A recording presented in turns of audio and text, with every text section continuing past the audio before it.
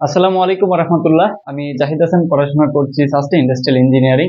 আজকে আলোচনা করব তোমরা যারা কৃষি পরীক্ষা দিবা তারা এই কয়েকটা দিনে আসলে কিভাবে প্রস্তুতিটা নিলে সে ফিজিক্সে অন্তত 20-20 পাইতে পারে। হুম 20-20 বলতে এখন কেউ 18-19ও পাইতে পারে। দেখো, কিছু ট্রিক্স খাটাইলে কিংবা একটু বুদ্ধি খাটায় যদি পড়াশোনাটা গুছান ওয়েতে পড়ানো মানে নিজে পড়া যায়, তাহলে কিন্তু এই মার্কসটা পাওয়াটা আহামরি কঠিন না। তো আমি তোমাদেরকে বলবো শুরু থেকে শেষ পর্যন্ত ভিডিওটাতে থাকো। আমি তোমাদেরকে কিছু কি বলা যায় খুব টেকনিক্যাল তোমাদের কিছু গাইডলাইন দেখাবো, যেগুলো ফলো করলে তুমি 20-20 পাওয়া তোমার জন্য কোনো বিষয়ই না। যেমনটা জানো যে ফিজিক্স কেমিস্ট্রি ম্যাথে তোমাদের 20-20 করে থাকে। সো ফিজিক্সে 20 মার্কস পাওয়াটা কিন্তু একটা হিউজ একটা পজিটিভ একটা ব্যাপার তোমার মেরিট আগানোর ক্ষেত্রে। আচ্ছা দেখো, প্রথম যে বিষয় স্টেপ ওয়ান, দেখো আমি স্টেপ আকারে লিখে রাখছি। স্টেপ ওয়ান হচ্ছে question bank analysis plus solve. অর্থাৎ এই কাজটা তোমাকে অনেক বেশি জোর দিয়ে করতে হবে। কি বলছি খেয়াল করো, যে কোয়েশ্চেন অ্যানালাইসিস প্লাস সলভ, অর্থাৎ বিগত বছরগুলোতে আসলে যে টাইপের কোয়েশ্চেন আসছে সেটা বোঝার জন্য তোমাকে এই কোয়েশ্চেন ব্যাংকটা সলভ করতে হবে ভালোভাবে। এবং আসলে একটা চ্যাপ্টার থেকে কোন কোন জায়গা থেকে কোয়েশ্চেন আসতে পারে সেটা বোঝার জন্য কিন্তু তোমার একমাত্র উপায় হচ্ছে কোয়েশ্চেন অ্যানালাইসিস। তো প্রথম স্টেপ গেল।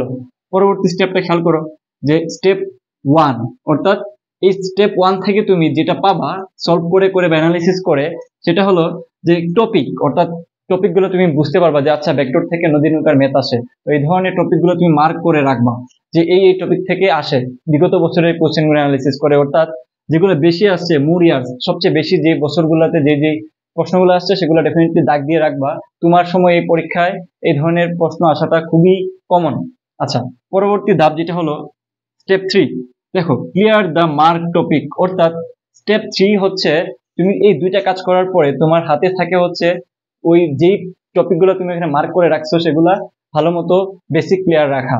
অর্থাৎ নদী নৌকার ম্যাথ যদি তোমার পরীক্ষায় বেশি আসে, কিংবা আপেক্ষিকতা থেকে যদি কোশ্চেন বেশি আসে, কিংবা হাইব্রিডাইজেশন থেকে যদি কোশ্চেন আসে, তাহলে ওই টপিকগুলো তোমাকে খুব ভালো মতো বেসিক গুলো ক্লিয়ার করে নিতে হবে। হ্যাঁ, তো এই যে স্টেপগুলো আমি দেখাইছি, এই তিনটা স্টেপের পরে তুমি যে ফোর্থ যে স্টেপ, যেটা আসলে অনেক বেশি গুরুত্বপূর্ণ, সেটা হলো যে স্টেপ ওয়ান, মানে হচ্ছে আবার তুমি এখানে চলে আসবা।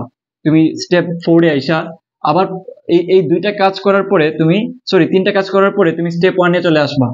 কি করবা, এই কাজগুলো করার পরে তুমি আবার সলভ করবা কোশ্চেন ব্যাংক।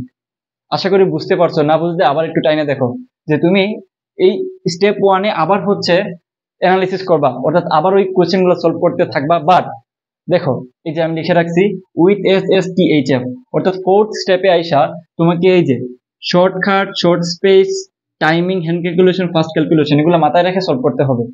হোয়াট এভার তুমি যদি স্টেপ ওয়ান স্টেপ টু অর্থাৎ question bank analysis, mark topic এবং ক্লিয়ার দ্য টপিক, এগুলা যদি তুমি একই সাথে পেতে চাও, যে তোমার হাতে সময় কম ভাইয়া, কোনো একটা প্ল্যাটফর্মে যদি আমি এগুলো পেয়ে যাই তাহলে আমার জন্য ভালো। সেই জন্য তোমার জন্য যেটা আছে সেটা হলো কৃষি গুচ্ছ মেন্টরশিপ কোর্স, যেটা আমার কোর্স। আমি অনেকদিন ধরে এখানে ক্লাস নিচ্ছি। সো এখানে তুমি যেটা পাবা সেটা হলো ক্লাস স্টেপ ওয়ান, এই যে তুমি অ্যানালিসিস করা কোয়েশ্চেন গুলার ক্লাস পাবা। সাথে স্টেপ ফোর, স্টেপ ফোর কি আছে দেখো, প্র্যাকটিস উইথ SSTHF, অর্থাৎ তুমি SSTHF যেটার মিনিং আমি অলরেডি বলছি, ওটার আদলে কোশ্চেন সলভ পাবা এই ক্লাস বা এই মেন্টরশিপ কোর্সটাতে।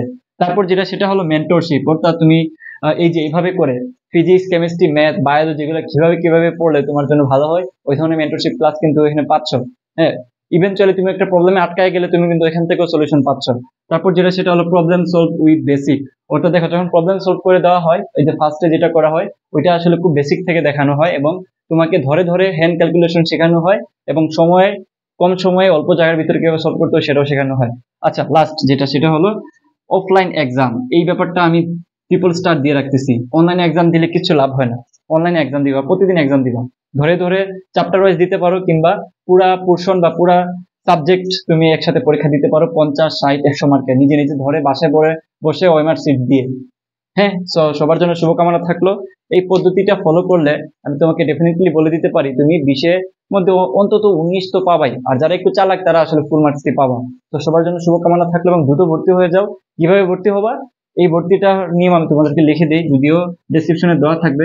01753244935, এই যে নাম্বারটা পাচ্ছ, এই নাম্বারে বিকাশ অথবা নগদে সেন্ড মানি করবা হচ্ছে 350 টাকা, মাত্র 350 টাকার কোর্স।